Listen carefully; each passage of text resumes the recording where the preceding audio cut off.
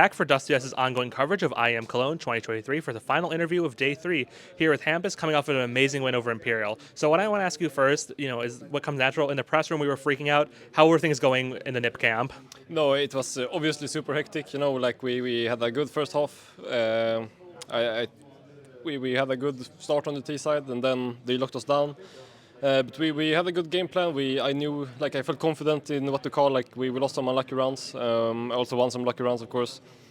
But yeah, towards the end it was super hectic. Everyone screaming, things like this. So yeah, it just feels good.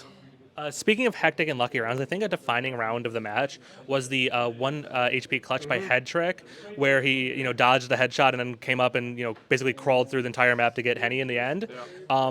What went on? Can you walk me through that play? What was sort of, were you calling for him at all, or was it just complete intuition from him? No, I mean he kills. He traded me for the guy top hat, so he's 1v1. He wanted to go B and plant, and then we saw his leg before he jumped down, so he was already ready to go up. If we didn't see Henny, I guess he would have killed Daniil or headtr1ck. So it's lucky we saw him, and then he plays fast sense. He's young, so he's just super fast up. And then he's Henny stuck in the vent. We know it, and then when he threw the smoke, we have time to plant. And then I just think, of course we're not saying a word. We're letting him play, of course. But I mean, I think Henny played too passive because we're low. So yeah, I think we're just lucky that Henny waited so long, in my opinion. Mm-hmm. And with that in mind, this is only your, I believe, third event now with headtr1ck, because you took that extended hiatus at the start of 2023. So essentially, to he's a relatively new player under your leadership. How have you been adapting to having the opera of headtr1ck on your team? 2.5 events actually. Two and a half. Yeah. No, I mean it's good. I mean I played with a lot of different AWPers in an IP.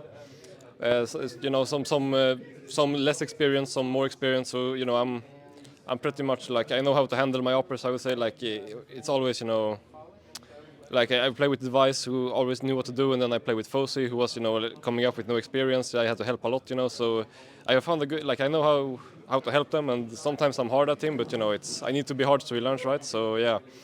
I'm just he's super skilled, and we all believe in him. And as you see, he do all these clutches almost every game.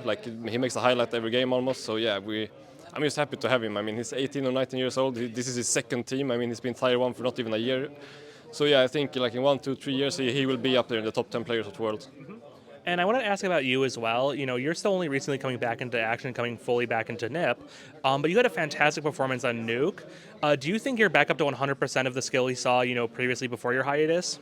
No. Thank you for the comment, but no, I'm not even close to how good I can be. I mean, we only had 4 practice before Blast, and then we went into Blast, and then we came here, so we haven't really had a lot of time to play. We played a lot of games, of course, but I still feel I'm a bit rusty. On the overpass game, I choked some duels that I normally shouldn't choke, right? But it's I haven't spoken English in 6 months, and then coming back to calling from a year ago, and then calling in English, and then all these new things, new voices with config and headtr1ck. So it's a lot in my head, I don't think I'm maybe at 60-70% right now. I think every time a team gets a new IGL, he needs to think about a lot. So I think all IGLs plays pretty bad in the beginning of the teams, and once the team gets used to my calling or the calling of the IGL, it's easier for play for the IGL. So I think I'm around 60-70%, I would say. And with that sort of 60-70% in mind, when you had an interview with HLTV at Blast Fall, you mentioned the fact that you guys were kind of using Blast to prepare for Cologne. Do you feel like you were prepared coming into Cologne? I ask only because a lot of teams we've talked to, OG, Liquid, Complexity, have told us that they aren't 100% on their map pool, aren't 100% clear on what positions their players want to play. Where do you feel like you are in that sort of road of preparation? Are you ready for Cologne? I would say we're kind of ready, but not really fully.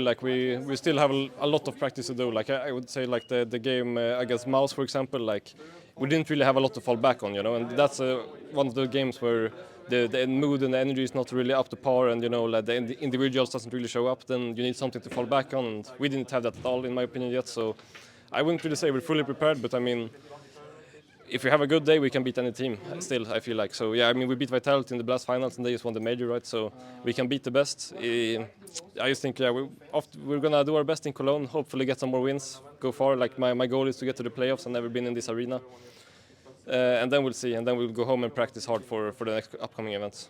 I guess something to consider with that as well is we're closely approaching 6 years since the Swedish core won an S tier trophy. Oh, pardon me, NIP won an S tier trophy. Do you think this roster has what it takes to do it? I know you weren't necessarily involved in building it because you were out when they added config, but do you think you have the tools capable to win S tier trophies? Yeah, I think so. I think so. I mean, like as you said, we beat Vitality, right? And maybe they didn't play the best game, but we didn't either, in my opinion, in that game. I for sure think we have the individuals to beat any team, and I mean, if you can beat any team, you can win a tournament, right? You just have to do it consistently, and yeah, I think with time we're gonna get there. So last question for you. So it's relatively late. We have about 12 hours before the next series of matches start. What's the plan after you get back to your hotel? I think our manager told us that we play on Sunday, so tomorrow is no game for us. So I mean, we're just gonna. I have no idea what the plan is, to be honest. The managers and the coaching staff do all the schedules, things like this. I'm just leading and the in-game stuff. So yeah, I don't know. I guess we'll take some time off tomorrow, but still review the game. Maybe play 1-2 practice. We'll see. Maybe have some fun, and then be ready for Sunday. All right. Thank you so much for your time. Enjoy probably bed.